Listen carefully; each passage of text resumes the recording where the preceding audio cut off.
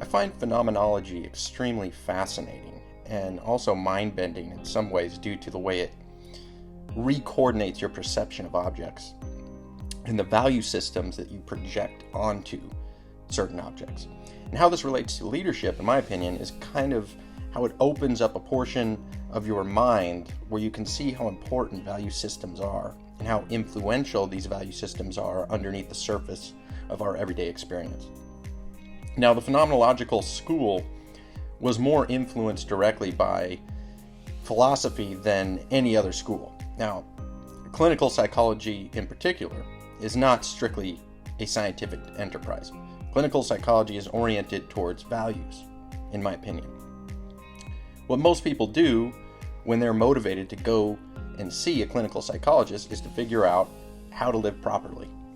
Now, you can construe the idea of how to live properly as the absence of illness, which is about as close as you can get to a scientific model of living, I suppose.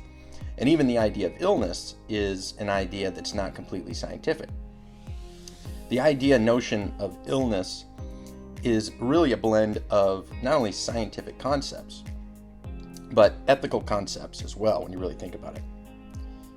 And if you're in the domain of ethics or values, then you're in what is more or less a philosophical domain. But also, if you're a scientist who's interested in personalities, it's also something that you have to grapple with conceptually, because people live within an ethic and ethical structures and ethical perceptions. And so even to study human beings as objects, you still have to take into account that they enclose themselves within a certain value system, and you have to understand what that means. So phenomenologists are interested in the fact that people live within a self-defined perceptual world. So what does that mean? Well, you can consider for a moment how many things there are in the room that you are currently sitting in. And you can look around, and the answer is that there's an infinite number of objects depending on how you're going to scale your perceptions. You could spend, so if you were a painter, for example, you could spend a month painting just a single tile on the floor because it's so infinitely complex to get the colors right, to get the patterns right. There's no end to it really, because to make a representation that was accurate, it would have to be as detailed as the thing itself. And that's crazily detailed, a single tile on the floor, but you don't concentrate on that sort of thing in your normal everyday life. So you think you're surrounded by this infinite number of potential things to apprehend. But again, that's not how you live on a day-to-day basis. You don't walk around all day taking into account and breaking down every single object around you. Rather, the world you live in is very, very constrained to a subset of those things, and part of the question is then, what's the nature of that constrained subset? That's what you inhabit. That's what makes up your experience. And also, how is it related to the infinite number of objects around you? And that's really what phenomenologists are trying to figure out. So you're in this perceptual frame. That's one way of thinking about it, or an existential frame, or a phenomenological frame, because you can't think about it just as perception, because it contains all of those things that you experience subjectively, emotions, individual instances of subjective conscious experience. And that is an element of being that scientists of consciousness have a particularly difficult time with, because it is similar to asking, what is the quality of pain?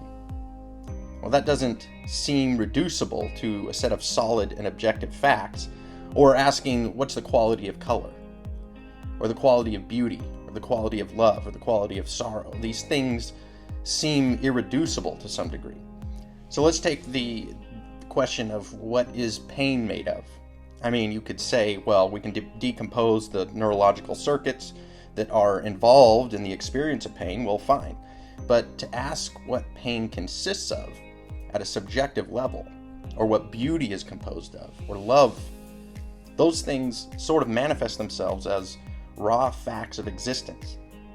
And so they're elements of your field of experience in your phenomenological frame. Here's some more characteristics of what I'm talking about. The thing that you think makes up you, both the past and the present, are implicit in it. So what does that mean? Well, first, in order to conceptualize the phenomenological viewpoint, it means you kind of have to, like I mentioned earlier, reconceptualize your idea of objects.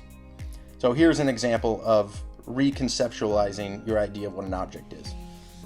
Let's say you want to go to graduate school and you take the GMAT or the GRE or whatever the test is that you need to take. So you've taken the test and you go to the mailbox because the answers, the score that you are going to get on that test is in the mailbox. So you get the envelope in the mail, and it's going to tell you what your score was.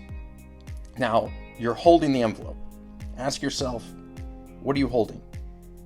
Well, if you think about it from just a completely objective perspective, it's just an envelope. Who cares? What's the big deal? It's just a little piece of paper, right? It's this little rectangle of paper.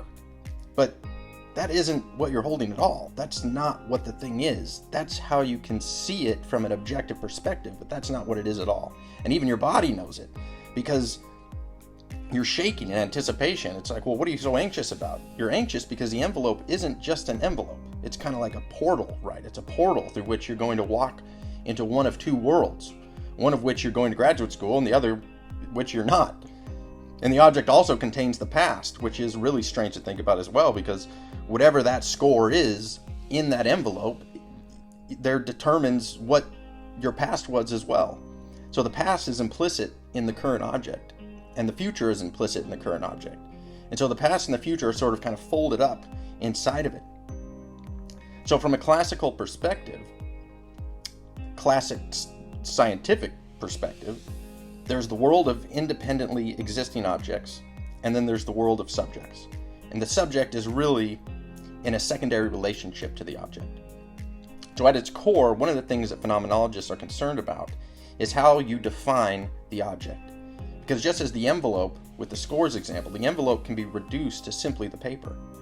But the object that you're interested in and the object that you're interacting with only reveals what it is as a consequence of the way that you interact with it. How you perceive something is determined by your hierarchy of values.